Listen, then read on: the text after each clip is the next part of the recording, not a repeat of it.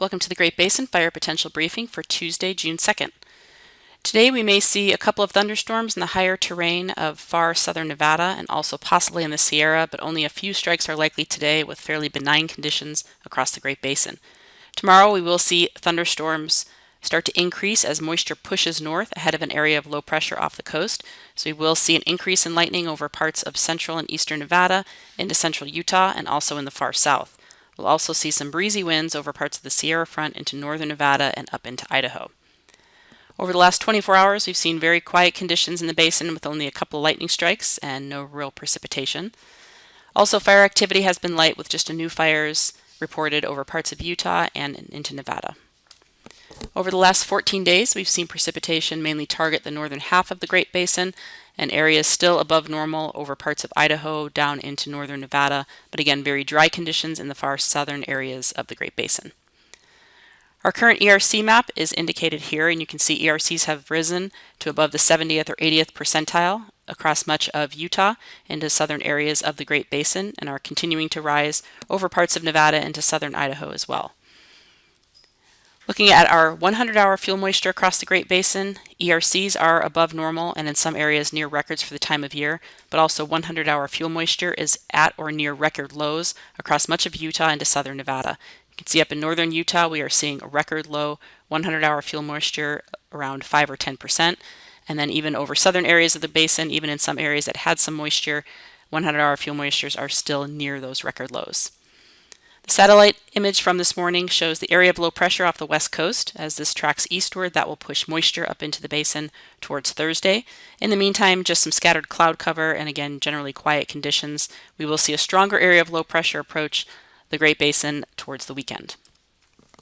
Looking at our weather pattern for later this afternoon, again, fairly quiet conditions, maybe a couple clouds continuing and also a few lightning strikes maybe in the far south or in the Sierra Front. But again, only a few strikes and only in the higher terrain with generally quiet conditions. Wind gusts will be moderate across the Great Basin and our relative humidity will remain in the single digits to low teens over much of Nevada and Utah. As we move into Wednesday, this is where moisture will start to move further north into the basin with an increase in lightning, and we do have some high risk for parts of eastern Nevada into western Utah and also over the higher terrain of southern Nevada, again where fuels are most critical. Thunderstorms will likely be isolated to widely scattered, but certainly could have an impact with the dryness we've been seeing recently. We also may see a few thunderstorms up in eastern Idaho, but fuels are quite green in some of those higher elevations. So here's the weather pattern for Wednesday, again expecting those thunderstorms to increase over the southern half of Nevada and Utah, and again targeting some of those areas that we may see a little bit more lightning activity over western Utah and Nevada where our fuels are most critical. Wind gusts will also be a little bit breezy on Wednesday along parts of the Sierra and into northern Nevada and up into Idaho with gusts around 25 or 30 miles per hour. As we move into Thursday, we see that moisture track further north. We actually might see a lull in thunderstorm activity on Thursday over much of the Great Basin with dry and moderate winds across the region. Here's the weather picture on Thursday. So again, you can see that moisture move north, could have some isolated thunderstorms over parts of northern and northeast Utah up into Wyoming and eastern Idaho. We will keep an eye on that, but right now, overall amount of lightning seems to be relatively low on Thursday for high risk. Winds will be breezy in the south and also over parts of Idaho into western Nevada. Forecast amounts of precipitation, obviously not very much on the picture for the next few days. Any thunderstorms we see will be isolated, but also be on the drier side, so we will be watching those thunderstorms, especially on Wednesday this week. As we move into Friday, we'll see a more significant change to our weather pattern as a stronger area of low pressure starts to drop south off the west coast. This will allow moisture to increase more significantly on Friday. We will likely see scattered thunderstorms almost region-wide. We have high risk where we're expecting those thunderstorms to be on the drier side over eastern Nevada into western Utah, but we will continue to watch that. We may see a little bit more expansion of those thunderstorms or the breezy conditions. We will see the high risk for wind over western areas of the Great Basin. We may also see those gusty winds over parts of southern areas of the Great Basin. So Friday could be a fairly active day for both wind and thunderstorms.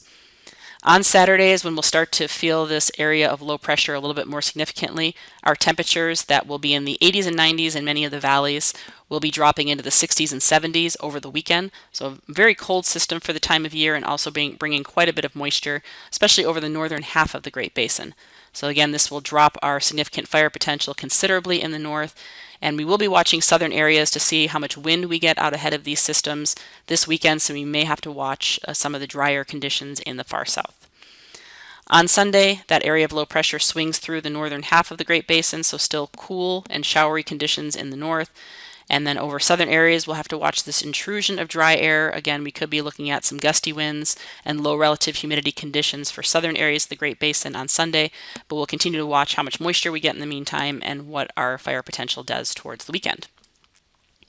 On Monday, this area of low pressure swings east into the Rockies, so we will see a little bit quieter conditions with showers mainly confined to Idaho and Wyoming, but still cool conditions with a gradual warm up as we go through next week. Otherwise, it looks like we will see a decrease in fire potential across the Great Basin, especially towards this weekend. The 7-day total amount of precipitation is indicated here. Obviously, this is really what will be occurring later this week and this weekend as that strong area of low pressure moves through, looking at possibly some significant precipitation for the higher terrain of Idaho, Wyoming, and even down into northern and eastern Utah, and then some scattered precipitation over really the northern half of the Great Basin. The only area that may remain dry will be parts of southern Nevada and parts of the Arizona Strip. Looking at the 8 to 14 day outlook, this takes us from June 9th to June 15th, still looking at that cooler pattern across the Great Basin, but we will start to see some drying as we approach the middle of the month. And we will start to see temperatures warm as we get later into June. That concludes our webcast for today. Check back tomorrow for the latest updates.